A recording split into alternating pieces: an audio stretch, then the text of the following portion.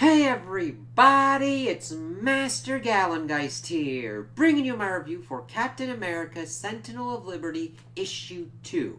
And I really enjoyed this second issue. It really shows that what I got from the first issue is working out pretty well here. We had our base started with the whole understanding of like this secret kind of board game going on, and the thing is we get the majority of these issues devoted to Steve going on his trail, while we get a little bit of Bucky's at the back. I could almost say that Bucky's thing could be its own kind of thing as well, going from his Winter Soldier kind of perspective, even though these do kind of line up. And I don't say that very often. It does do a nice compliment, but the thing is, it also has good potential to be fleshed out as well, as Bucky goes on not really a separate path or a different kind of mystery, but something that's connected to it here. But again, since we got this second issue, it does show that they really have a nice handle on Steve for me, and that I'm really intrigued to see how he's going to unravel this mystery and how it's going to intersect with Bucky's investigation as well. So, we start off and we see that Steve is still trying to ruminate on, okay, somebody pretty much was taking the Destroyer mantle. They had vast power that was like rivaling of Thor's. And we got this shadowy cabal doing another kind of game. Yeah, I mean, granted, you could pretty much say that this is kind of similar to like what was going on in the previous run. But this is kind of like a bread and butter kind of thing for Cap thing, when you've got a secret espionage game kind of going on. And I do like this one setup-wise and how it's tied to the shield and everything. And he's trying to get in contact with Bucky as we see him kind of like rolling around and just kind of like being in motion to try and kind of think. And he hasn't talked to him in like 3 days. He's like, all right, let's get out of this and figure out what's going on. As we then see him talking with more of his radio company. And that there's another broadcast. And we see that one of the destroyers, Roger, who's like, hey, I'm just glad there haven't been any more superhero kids stealing my old mantle. Bad news is there's a unified theory between these number station directives. As we see, each one starts setting out certain moves within this game board, and they're all trying to kind of figure it out. And it's really kind of cool that you got certain specialists working through certain kind of things as they're trying to figure out what this is entailing. Like, Power decides to have a NATO withdrawal from the Simcaria border region as that kind of move too. And we get numbers for these moves as well. And of course, Roger's like, this is a game, and Steve's like, these are people's lives, what the hell's going on? And he's talking just like a game of history itself, shaping, reworking, competing, as we see Money doing his move as number 3, and then we start moving forward on certain kind of other ones. And they're pretty much being like, all right, the first line's probably either like the board, maybe the player, an identifier, and that they're talking that this is pretty much, it's that they hadn't really seen like on Hydra, nor like a political power cabal capable of these kinds of moves ever, because these are some big kind of stuff, as they're like talking about changing interest rates, certain things being within the Louvre or not. And it's funny because the one that's pretty much part of puzzles and everything is they don't understand the rules yet. It's like, yeah, you figure out the rules of the game and what's going on, then you start to be able to get into their mode of thinking and figure out how to stop them. Let's see. I love it. Pam's like, you can't punch your way out of a puzzle. I don't know, Pam. I've seen some things. God love you, Steve, but you're the exception. Us mere mortals got to keep working it out with our brains. It's just, that's a funny little interaction there. And of course, we see that the revolution is dealing with like a protest wave in a province, and that Steve is talking about how he thinks better when he's moving.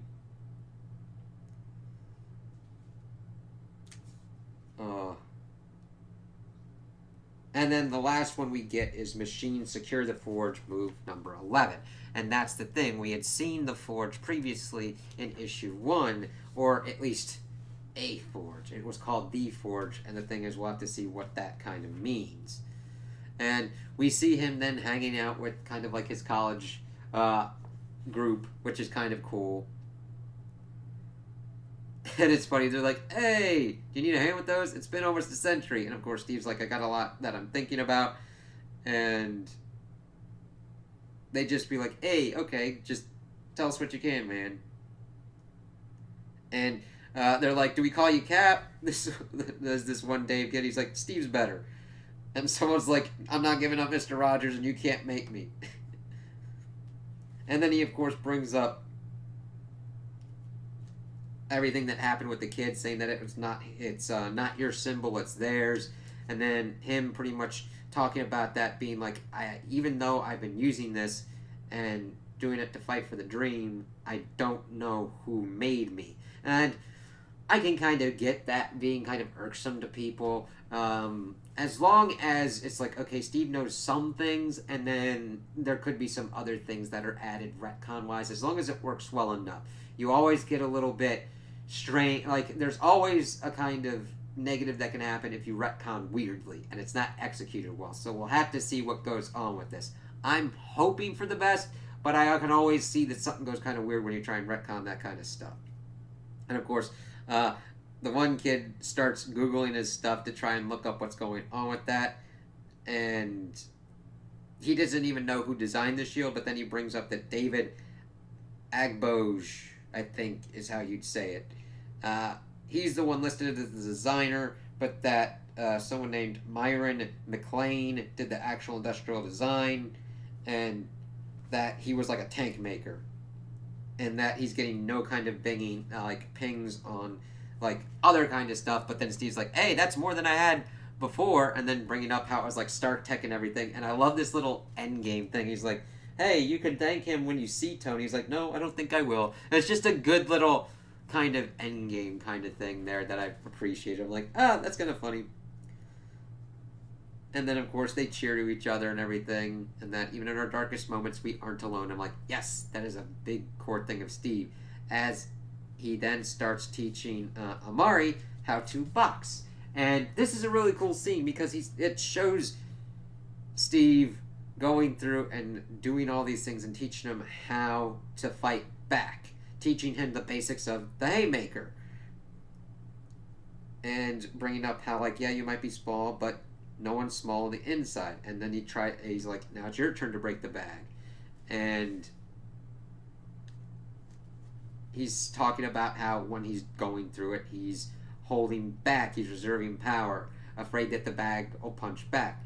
Use it all, one strike, not at the bag, through it. And then he brings up, like, right, all the power, like the Forge. And then Steve's like, what? I was just repeating. And there's this power station in Germany. His mom's an electrician, and she's a total nerd for this stuff. Now, granted, I could see how some people would be like, hey, that's very plot convenient that kind of popped up, but it just goes to show you should make friends with a lot of different people because you never know who's into different kind of things. And Steve was able to get that information from there. And, of course, it's in Germany, so Steve goes out on his motorcycle, which, damn, that's good art right there. That's just a really nice kind of just splash shot right there. As they're talking about, like, okay, there's this forge. It's a green energy power plant built on experimental technology. And it's like, all right, cool. And he's like, all right, these madmen have made it the next target. And he starts also reminiscing on, like, how it was kind of different back in World War II. And he's like, they always seem simpler, but that's maybe just because I was simpler back then. And the more he learns about those good old, about the good old days, the more I realize the secrets didn't begin when I came out of the ice. They were on the battlefield with him, and he was carrying them, and he still does. I was like, yes, that's the thing. You might have had good times in those days, but like, there's the things that were happening here at Steve at the present have been happening back then as well. So I have to see how that kind of works out. And he says he's getting close, and this is usually when you start hearing the speeches, the demands and everything. But these guys don't do that. They've already got unlimited energy at their fingertips, and you just see him in black battle armor. And he says the next part's pretty straightforward as he starts going in and doing his cap stuff, and we start getting some nice action pages as we're seeing his thought processes as he's trying to help the hostages. Pretty much, he doesn't know what he's saying word-wise to the hostages, but he's like, it's commanding and directing them to kind of evacuate as he's trying to do this. So we get some stuff as they're like called tithed agents, which is an interesting kind of moniker, and we'll see if that has anything kind of significance-wise. Wait a minute. To anything. So we'll see what goes on. And we see that Steve is seeing some things as he's fighting these people. Hydra symbology on one dude with his tattoo, techniques of the hand ninja, and kinetic resistant fabric of an aim suit. And he's like, huh, interesting. And of course he's talking about figuring out the word tithe as well, and that these pawns are being pulled from every organization and as like tribute up the chain. So that's a really interesting kind of thing, and I'm glad that Steve's kind of working that out, because it's strange that you would see all these different kind of people from these different organizations coming together for this. They would have to do it for, there's got to be a kind of tied up reason, because normally these groups have different kind of aims and goals. So we'll kind of have to see why that kind of works out. And then we get this one dude saying, "This is your only warning, sir. Stand down," as we see someone from S.H.I.E.L.D. that Steve even recognizes that he like fought alongside with. And then we see this really cool kind of big splash page as they're kind of like fighting, and he's like, "Why are you doing this?" And he's just like following orders. And he's like, "Well, is there one thing I can't stand? It's when men who just follow orders." And then he's like, "All right." The fight clears his head. But then the mystery's back, that young kid's dying words, and then he pretty much knocked them all out. The hostages are safe at the moment, but then he looks up, and we see that it's theirs, and we see essentially like a UFO, a helicarrier-sized frickin' shield. It's like, holy shit! And then we see some of the players as they're kind of like going through this, and we'll have to see how this kind of works out, because we see something of like the African plane, it looks like.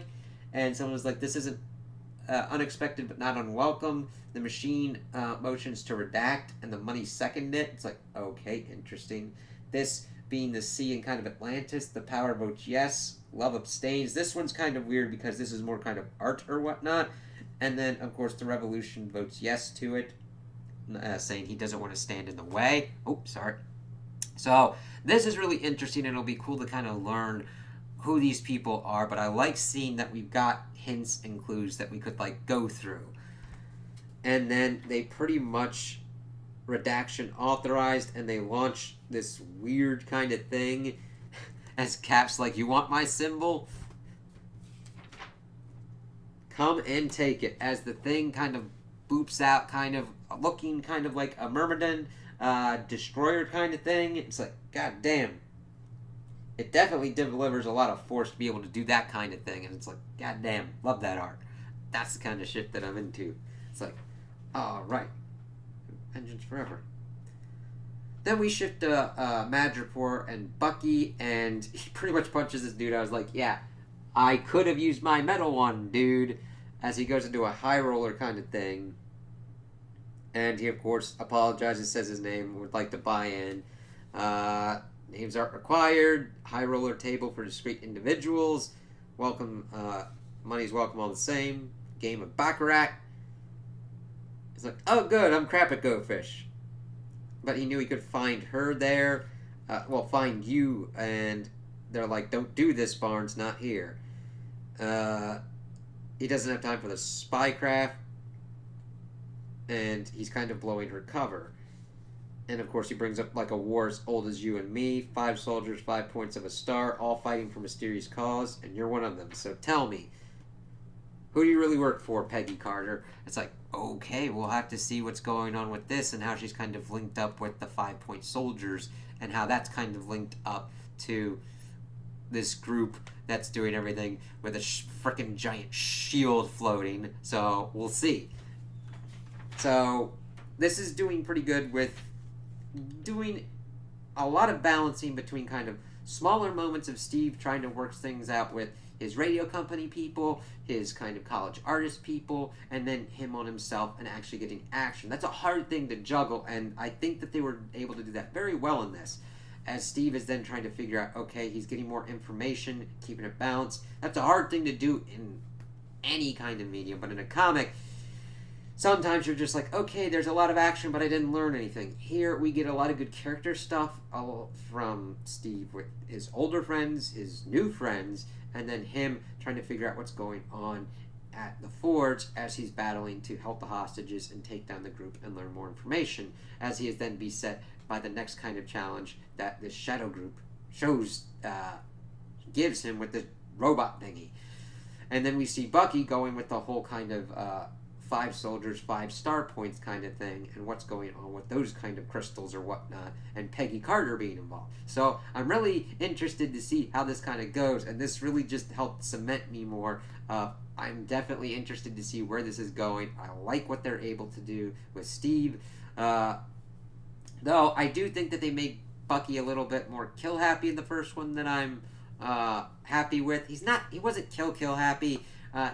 It veered more towards that than I would like, because he was being more, I gotta take that dude out because he's got a freaking unstable, well, potentially unstable, but a giant energy thing that's making him blast shit everywhere. So we'll have to see how Bucky's kind of voice kind of tempers as we go throughout this series. So I'm like, yeah, can't wait to see where else this stuff goes. So those are my opinions on the issue. Tell me what you guys think in the comments below. If you liked it, if you didn't like it, if you agree with me, if you disagree with me. Also like and subscribe, and I hope you have a good day.